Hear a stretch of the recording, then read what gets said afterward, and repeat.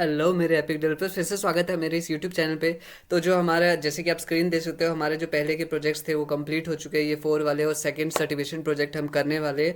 So again मैं इसमें आपको ये जो सर्टिफिकेशन प्रोजेक्ट है, मैं इसमें आपको सोल्यूशन नहीं देने वाला, मैं आपको इसमें समझाने वाला हूँ कि कौन कौन से स्टेप्स आपको लेने हैं। सो जैसा कि आप देख सकते हो यहाँ पे हम एक बार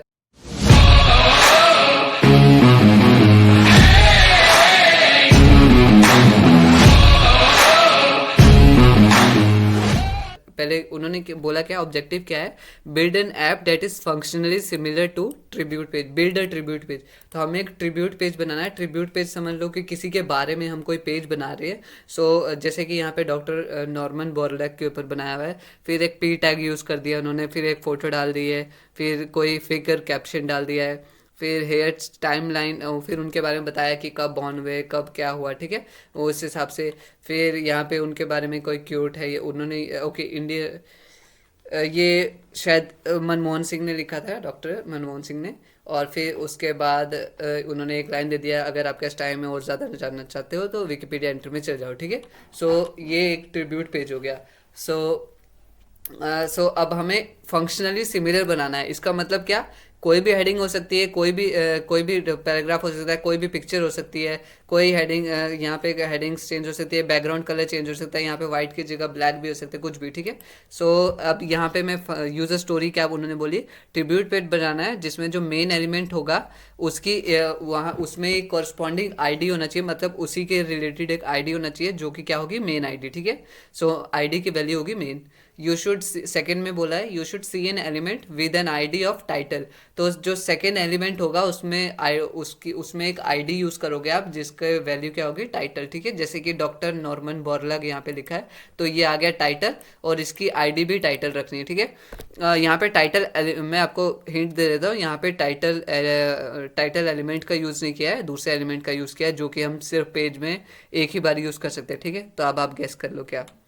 you should C either a figure, third में बोला है कि हमें आपको एक फिगर या फिर डिव एलिमेंट क्रिएट करना है जिसकी आईडी क्या होगी, I M G dash div. तो आप इन दोनों में से कोई भी यूज़ कर सकते हो, ठीक है। ऐसे उन्होंने कोई आपको एक स्ट्रिक्ट रूल नहीं दिया है कि यही यूज़ करना है, तो आप इन दोनों में से कोई भी यूज़ कर सकते हो। अब एक और मैं हिंट दे देता हूँ, फिगर यूज़ करोगे ज़्यादा अच्छा रहेगा नेक्स्ट स्टेप के लिए, क्योंकि यहाँ पे एक ना आपको फिगर कैप्शन भी, जैसे ये जो कैप्शन डालना होगा ना, तो आप फिग कैप्शन का डायरेक्टली इस्तेमाल कर सकते हो, लेकिन ज़रूरी नहीं है, आप चाहो तो इसको पी टैग का इस्तेमाल करके भी क्रिएट कर सकते हो, तो ऐसी कोई बात नहीं है। फोर्थ स्टोरी क्या है, with in the hashtag image div element. जैसा कि मैंने बोला कि यहाँ पे एक, उन्होंने बोला फिगर डिव क्रिएट कर दो, फिगर या डिव में से कोई भी जिसका आईडी क्या होगा, I M G dash div. उसी I M G dot div element, मतलब जो भी आप क्रिएट करोगे उसके अंदर एक इमेज एलिमेंट होनी चाहिए जिसकी आईडी क्या होगी, आईडी इक्वल इमेज, ठीक है। यहाँ पे डायरेक्टली दे दिया है उन्होंने, तो डायरेक्ट कॉपी पेस्ट भी कर सकते हैं आप। और इस इमेज डिव में you should see an element with corresponding image caption, जैसे कि एक इमेज कैप्शन चाहिए, जो कि मैं ऑलरेडी बताया था, जिसकी आईडी क्या होगी, I M G dash caption. तो अपने आईडीज का ध्यान रखना कि आप जैसे यहाँ पे पूरा इमेज ना लिख दो जहाँ पे उन्होंने आई एम जी लिखा है, या फिर जहाँ पे इमेज लिखा है वहाँ पे आई एम जी। तो जो वैल्यू दी है उन्हीं को यूज़ करना है टेस्ट पास करने के लिए। That content textual content describing the image shown in hashtag image div, ठीक है। जो भी इसमें हैशटैग इमेज डिव है, ये जो पूरा डिव यूज़ किया गया, इसमें जो भी इमेज शो हुई है उसका डिस्क्राइब कर रहा है। इसके बाद उन्होंने क्या बोला, you should see an element with a corresponding ID tribute info. तो आपको एक एलिमेंट क्रिएट करना है जिसकी आईडी क्या होगी, tribute info, which contains textual content describing the subject of the tribute page. तो एक एलिमेंट क्रिएट कर दो जिसमें सब्जेक्ट के बारे में बहुत बता रहे हैं, जैसे कि ये यहाँ पे सब्जेक्ट के बारे में बताया जा रहा है। Which content textual content describing the subject of the tribute page, ठीक है।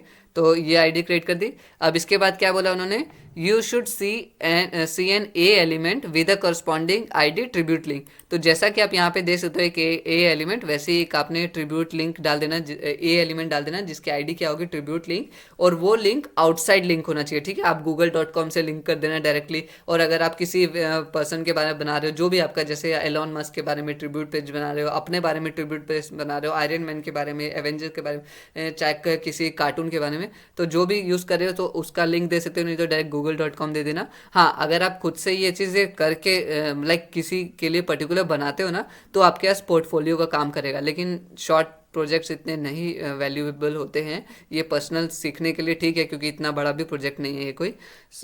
तो आपकी मर्जी, आप जैसे भी करना चाहोगे। अब यहाँ पे इन्होंने बोला आउटसाइड लिंक दे देना, और about the page hint, hint इसने दी है, you must give your element N attribute of target. आपको एक उस एट्रीब्यूट को, जो ए वाला एलिमेंट है, उसको एक टारगेट एट्रीब्यूट भी देना है, जिसकी वैल्यू रहेगी अंडरस्कोर ब्लैंक, क्योंकि वो एक्सटर्नल लिंक है, तो हम चाहते हैं कि वो दूसरे पेज में खुले, ठीक है। हम नहीं चाहते कि वो हमारे पेज में खुले। In with for your link to open in new tab, ठीक है। फिर 8th उन्होंने क्या बोला है, जो योर हैशटैग इमेज, जो हैशटैग आपका इमेज है ना, इन्होंने डायरेक्टली बता दिया, तो आप ऐसे ही यूज़ कर लेना हैशटैग इमेज करके CSS शीट में।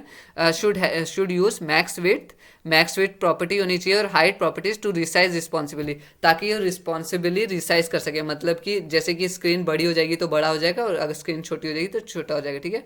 Related to the width of its parent, उसके पेरेंट के अकॉर्डिंग। पेरेंट उसका कौन सा हो गया है, वो क्लास IMG div वाला, ठीक है। Without exceeding its original size, your image element should be centered within its parent element। जो आपका image element है वो सेंटर कहाँ पे होना चाहिए, अपने parent element के अंदर। so आप उसका parent element कौन सा है, .img div वाला। so fulfill the user story को fulfill करो, and pass all the tests below to complete this project। ये जो नीचे वाले सभी टेस्ट है इनको पास करो। so मैं आपको दिखा देता हूँ, मैंने पास कर लिया वैसे। give it your personal style, आप इसको अपना पर्सनल स्टाइल दे सकते हो, हैप्पी कोडिंग, ठीक है। और इन्होंने बोला कि स्टाइल शीट को कोड करना याद रखना, मतलब लिंक करना याद रखना, कि ऐसे लिंक करना, ठीक है। सो मैंने यहाँ पे टेस्ट रन किया, आप देख सकते हो ये सभी मेरा टेस्ट पास हो चुके हैं। कोड यहाँ पे अभी हिडन है क्योंकि मैंने टैब ओपन नहीं किया, लेकिन मैं आपको दिखाना चाहता हूँ कि मैंने सिंपल खाली इंस्ट्रक्शन को फॉलो करके मैंने कुछ एक्स्ट्रा नहीं किया, ठीक है। ये आप प्रीव्यू पेज देख सकते हो, जैसे ही मैं रिसाइज कर रहा हूँ रिसाइज आ रहा है, टाइटल आ गया है, हेडिंग आ गई है, इन सब में मैंने आईडीज वगैरह डाल दिए, तभी मेरा पास हो गया। इमेज देखो, ये ऑटोमेटिकली साइज कम ज़्यादा हो रहा है। उसके नीचे फिगर कैप्शन आ गया। उसके बाद उन्होंने बोला एक एट्रीब्यूट यूज़ करना है जिसमें ट्रिब्यूट इन्फो लिखा होगा, तो मैंने ट्रिब्यूट इन्फो के अंदर ही एक एट्रीब्यूट ए लिंक भी डाल दिया, जहाँ पे जो कि एक्सटर्नली लिंक करता है, जो कि जैसे कि ओके यहाँ पे आप देख सकते हो ये कहाँ पे लिंक कर रहा है, marvel.com पे। तो नॉर्मली ये बाहर ले जाता, लेकिन यहाँ पे अभी शायद वर्क ना करे इसके अंदर। सो मैंने वो सभी टास्क कंप्लीट कर दिए, और सिंपल, मैंने कुछ एक्स्ट्रा नहीं किया, ठीक है। कोई डिज़ाइनिंग वगैरह नहीं की, लेकिन हाँ हमें CSS सीखी है तो हमें CSS को एक्सप्लेन करना चाहिए ना। सो अगर मेरा मन करेगा तो जब आप ये वीडियो देख रहे होंगे, इसी के बाद आपको मैं डायरेक्टली स्टाइल्ड वाला पेज दिखा दूंगा कि स्टाइल होने के बाद कैसा लिखेगा। और अगर नहीं मन किया तो लाइक आपको ये तो आपको टेस्ट पास करना है, तो मैं बता ही चुका हूँ कि कैसे करेंगे। तो देख लेते हैं कि क्या होगा। और अगर तो दोस्तों मेरा मन कर गया, और मैंने सोचा चलो यार अगर सीख रहे हैं कुछ तो प्रैक्टिस भी करते हैं ना, तो मैंने ये बना दिया। तो डॉक्टर टोनी स्टार्क अभिषेक सागर हटा के, सो यहाँ पे इमेज डाल दिए, कैप्शन डाल दिया, अब स्टाइलिंग देख सकते हैं आप, सेम मैंने इसी की तरह बना दिया। सो इधर मैंने बस पे टैग नहीं डाला, वो बोला भी नहीं था उन्होंने नेसेसरी। तो यहाँ पे फिगर कैप्शन आ गई, एडिंग, और कौन कौन से मूवीज़ में आयरन मैन आया था, कब कब आया था, जैसे इसमें इन्होंने लिखा कि कब कब क्या किया था, ठीक है। तो यहाँ पे मैंने लिस्ट स्टाइल हटा दिया है क्योंकि मेरे को वो अच्छा नहीं लग रहा था इसके हिसाब से। सो इस हिसाब से आप देख रहे हो सेंटर अलाइन कैसे है, मैंने कलरिंग का कलर कैसे चेंज कर दिया है, बॉर्डर कैसे रेडियस कर दिया, कॉर्नर कर दिया है। तो मैंने जो जो सीखा मैंने यहाँ पे अप्लाई किया। तो अगर आपने भी जो सीखा आप अप्लाई कर सकते हो, ट्रिब्यूट पर बिल्ड कर सकते हो। और आपको करना क्या है, नहीं तो आपका कोड सारा ना क्या बोलते हैं गायब हो जाएगा। सो पहले अगर टेस्ट रन कर दोगे, पास कर जाओगे, तब क्या करना है, सेव योर कोड पे क्लिक कर देना, ठीक है। तो यहाँ पे आपका कोड जो है उनके डेटाबेस में सेव होगा। अगर आपने पास सेव नहीं किया तो फिर ये कोड जो आपने लिखा है ये सब गायब हो जाएगा, फिर आप दोबारा इसको नहीं दे पाओगे।